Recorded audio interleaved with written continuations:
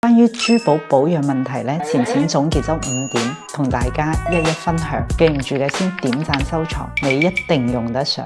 第一呢，就戴耐咗個翡翠，佢容易油膩，甚至會表面磨損點算。其實呢，無論係翡翠手鐲定係掛件，佢最後一道工序就係拋光，呢個就係所謂嘅人養玉。第二個我哋講嘅係翡翠嘅水頭，係衡量翡翠品質嘅標準之一。雖然唔係講翡翠裏邊有好多水，如果你嘅翡翠呢接觸高溫啊、火爐啊或者電暖爐啊，佢就會令到佢好乾燥，所以咧高溫環境一定要注意。第三個咧就大家最好奇嘅，沖涼啊、洗頭啊或者用化妝品嘅時候，要唔要除低我哋嘅手鐲？喺我睇嚟，除低嘅呢個動作咁危險。雖然講我哋嘅沐浴用品、化妝品有一定嘅化學成分，但呢種少量嘅污染係達唔到損害翡翠嘅程度。反而我哋每日反覆咁樣將個手鐲除嚟除去，咁呢種咧係大大咁樣增加我哋跌爛佢嘅風險。第四點咧，金銀首飾，金銀邋遢咗，甚至發黑點白。若果你嘅金邋遢咗，我哋用一啲鹼水啊去清洗佢。銀嘅話咧，我哋要用一啲牙